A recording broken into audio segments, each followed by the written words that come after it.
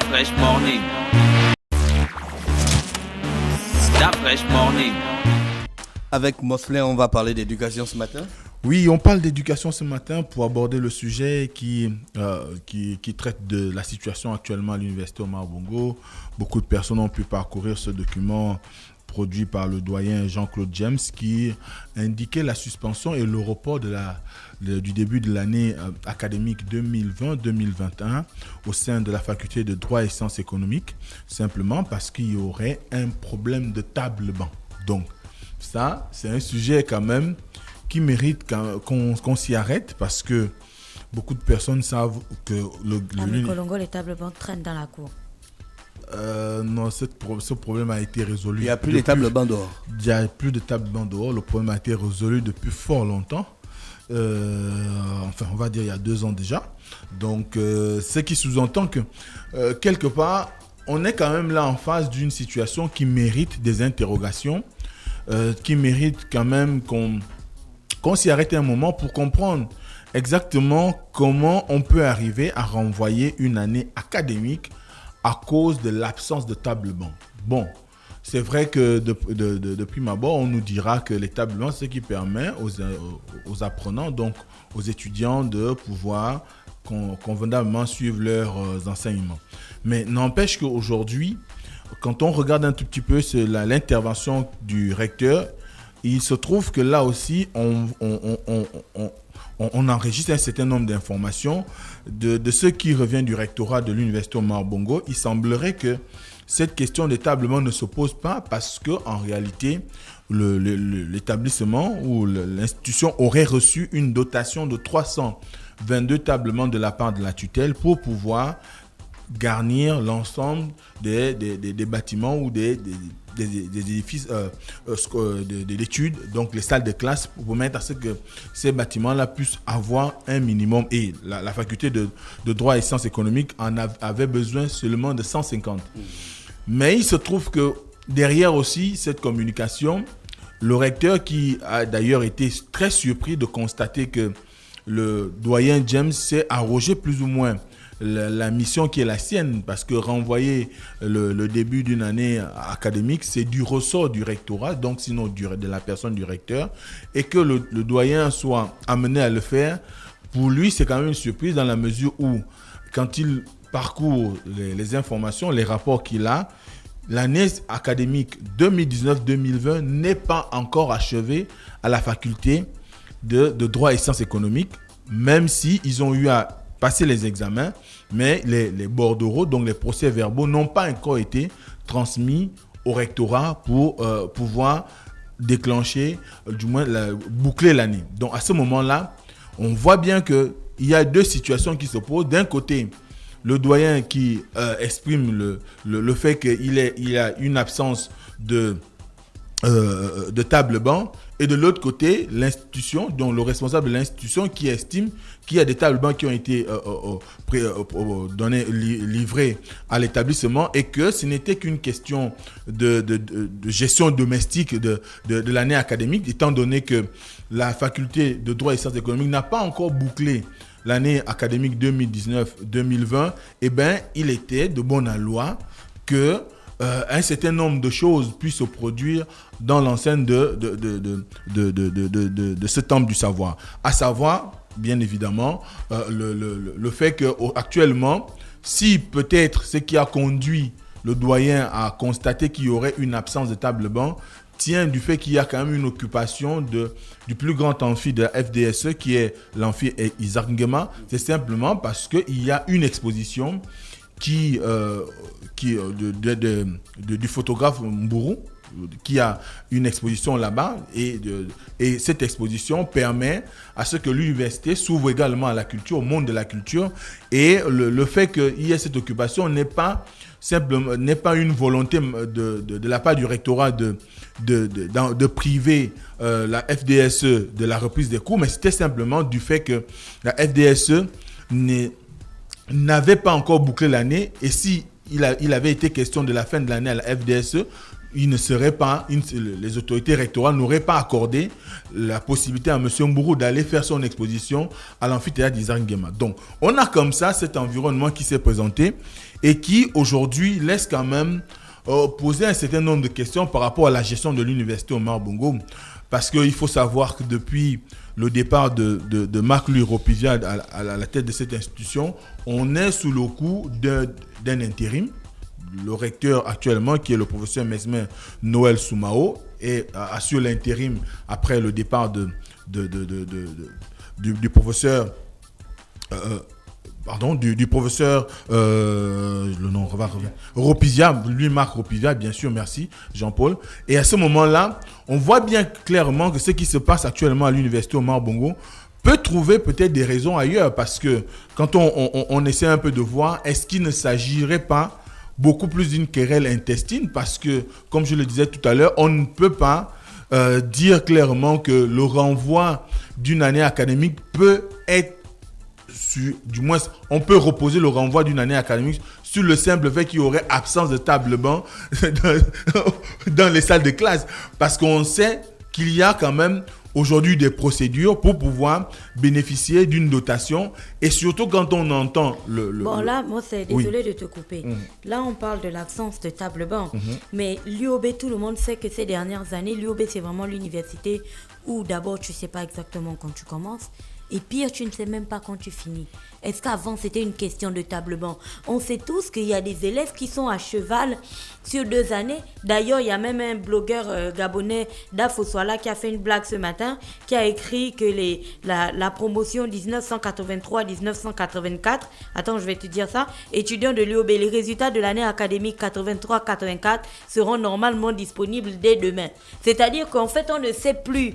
Si tu demandes aux étudiants là de 2021, c'est quand que vous aurez vos résultats, ils ne savent pas. Ceux de 2020, peut-être qu'au moment où on est en train de parler, ils ne les ont toujours pas, et c'est sans parler avec ceux de 2019. Oui. Est-ce que ça, c'était d'abord une affaire de table-banc? C'est pourquoi je dis qu'il y a un problème de gestion domestique de la question académique au sein de l'université Omar Bongo, parce que quand on regarde aujourd'hui, c'est vrai, ce que tu dis est clair. Le problème ne peut pas être... On ne peut pas trouver... pour alibi du renvoi de l'année académique, la question des table-banc. Parce que s'il y a une chose peut-être qui est beaucoup plus disponible aujourd'hui, qui est même en situation de stock par rapport aux commandes que l'État a eu à faire ces dernières années, on a vu comment, à travers le pays, il y a eu la livraison de des milliers de table-banc à travers le pays. Je ne pense pas que c'est à l'université Omar Bongo qu'on pourrait ne pas mettre à disposition ces tables-bancs-là. Ce que tu dis est clair. Ce qui se passe aujourd'hui, c'est que l'université Omar Bongo, on a comme l'impression que le monde s'est arrêté. Notamment à la faculté de droit et sciences économiques, depuis un certain nombre d'années, depuis peut-être 5 ans ou 6 ans, il y a une situation qui fait qu'on ne boucle jamais, on ne va jamais au terme d'une année durant la période indiquée pour des 9 mois indiqués. On a toujours une tendance à empiéter sur l'année suivante. Ou encore, on fait 2 années. Je me rappelle encore, il y a un ancien étudiant qui un jour m'avait appelé pour me faire savoir que ça fait 2 ans qu'ils sont en instance de soutenance. C'est-à-dire qu'il a tout fini. Il n'attend plus qu'à aller soutenir, mais ça fait 2 ans qu'il est en attente. Il a fini son mémoire de master depuis. Toujours, il était au département d'économie. Et à ce moment-là, il ne savait pas ce qui bloquait. Parce que le doyen n'arrivait pas à leur proposer des dates pour pouvoir plus ou moins soutenir. Donc à ce moment-là, je crois qu'aujourd'hui, la question que tu poses est essentielle parce que ça nous renvoie à voir le fonctionnement général de l'université Omar Bongo aujourd'hui. Est-ce que la situation qui est celle de l'intérim ne favorise pas un peu plus les appétits des uns et des autres? Parce qu'on sait quand même que le doyen de la FDSE a toujours été cité dans des histoires en rapport avec ces retards de cette désorganisation de la faculté de droit et sciences économiques, mais jamais il n'a fait l'objet d'une sanction, jamais il n'a fait l'objet d'un rappel à l'ordre, jamais il n'a été plus ou moins averti sur... Inquiété pour quoi que ce soit. Pourquoi que ce soit, alors que il y a un certain nombre de situations qui font qu'aujourd'hui, beaucoup d'étudiants, quand vous leur posez la question de savoir quelle est aujourd'hui la situation de la FDSE, ils vous diront que tout est géré par le doyen, et c'est le doyen qui aujourd'hui constitue peut-être enfin, on va dire, la pierre angulaire qui ferait qu'il y ait un certain nombre de blocages au sein de l'institution. Parce qu'il est inexplicable. C'est vrai qu'on va nous dire que même l'année académique de façon générale à l'université le démarrage a été annoncé au mois d'avril, entre avril et mai. Ce qui n'est pas... Bon, certains ont dit que ce n'était pas normal par rapport à la tradition qu'on connaît au Gabon. On sait que l'année académique à l'université commence au Gabon en même temps que l'année scolaire, entre septembre, octobre, et s'achève à peu près vers juillet, août, et qu'on soit aujourd'hui dans des situations où on n'arrive même plus à avoir cette lecture qui nous permet de savoir à quel moment commence un semestre, à quand il s'achève, et bien, à un moment donné, ça laisse quand même des interrogations. Et d'ailleurs, on se rappelle également que à l'annonce de cette reprise des activités au sein de l'université, eh ben, il y a eu le SNEC, le syndicat des enseignants-chercheurs, qui s'est levé pour dire qu'il n'était pas contre, il n'était pas favorable à une reprise des activités, étant donné que l'année antérieure n'avait pas été bouclée. C'est ce que dit d'ailleurs le recteur par intérim, entre autres, concernant la FDSE. Ce qui sous-entend qu'il y a quand même un semblant de retour à la normale qui s'est peut-être installé à la Flèche, donc à la faculté des lettres, à la faculté des lettres et sciences humaines,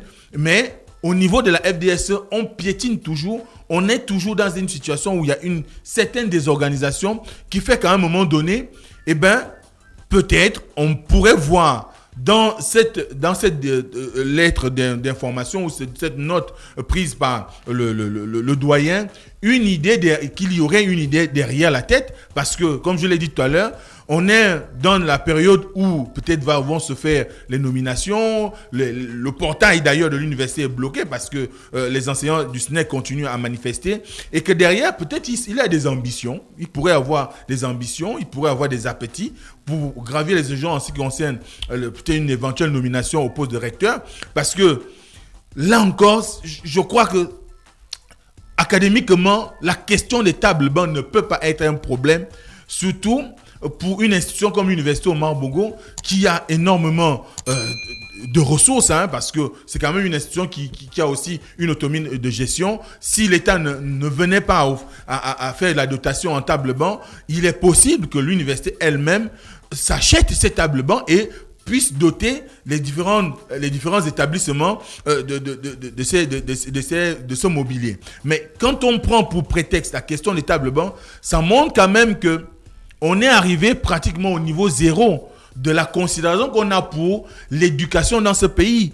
Parce que si le table-banc au sein de l'université devient la raison pour laquelle on renvoie des milliers d'étudiants, on va dire, en situation qui s'apprêtaient à reprendre les activités ou qui venaient s'inscrire en les renvoyant pour des questions de table-banc, ça signifie quand même qu'il y a un problème au sein de l'université. Parce que c'est une simple question d'intendance. Si on n'arrive pas à gérer les questions d'intendance, eh bien, je trouve qu'à un moment donné, on doit interroger la qualité des hommes qui président à la destinée de l'université Omar Bongo. Parce que rien aujourd'hui ne laisse entrevoir des explications sur pourquoi on arrive à une situation où il y a un décalage entre les années académiques, pourquoi il y a des étudiants qui passent des années et des années à attendre une soutenance. Pourquoi aujourd'hui on ne parvient pas à avoir une lecture claire des activités qui doivent être menées au sein de l'université, alors que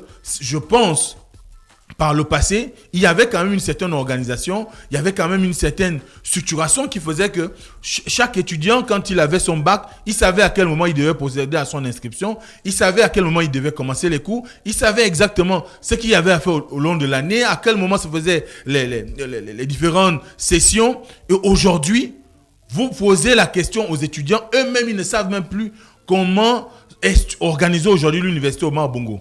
Et à ce moment-là, je pense qu'il est du ressort du ministère de l'enseignement supérieur et de l'éducation nationale de pouvoir prendre à bras le corps la question de la restructuration de l'université, sinon de la reconsidération des gens qui sont mis à la tête de l'université Omar Bongo ou qui sont chargés de gérer au quotidien cette institution. On ne peut pas continuer à accepter que l'université Omar Bongo soit l'objet de railleries aujourd'hui de la part du monde entier. Quand je dis du monde entier, du monde de tous les Gabonais, Moi, je suis un produit de l'université Omar Bongo. J'ai fait toutes mes années à l'université Omar Bongo. Aujourd'hui, quand on voit le visage même que renvoie l'institution à la société, eh ben, parfois on a envie de se demander si on y était vraiment.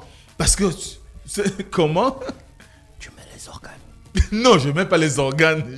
Je mets rien. Mais au moins aujourd'hui, il est clair que beaucoup de ceux qui sont même à la destinée de cette université y ont appris pourquoi on n'arrive pas à faire de l'UOB le fer de lance réel de l'émulation intellectuelle au Gabon. Pourquoi on n'arrive pas à créer des conditions d'un apprentissage équilibré ou optimal avec toutes les conditions nécessaires au sein de l'université Omar Bongo? On ne sait pas. Il faudrait quand même à un moment donné que l'État recentralise, du moins communique à nouveau sur ses ambitions pour l'université Omar Bongo. Le tout n'est pas de réflexionner. Je suis d'accord que le travail qui est actuellement engagé par l'exécutif en ce qui concerne la rénovation des bâtiments de l'université, du moins de la cité universitaire, eh ben, c'est une bonne chose. Mais il faut également faire le casting des personnes chargées de diriger après. Parce que ce qu'on enregistre aujourd'hui,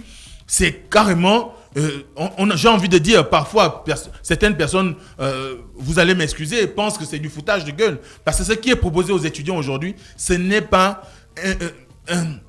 un univers où ils peuvent arriver à être compétitifs à l'international, un univers où ils peuvent être des gens... On dit un univers stimulant.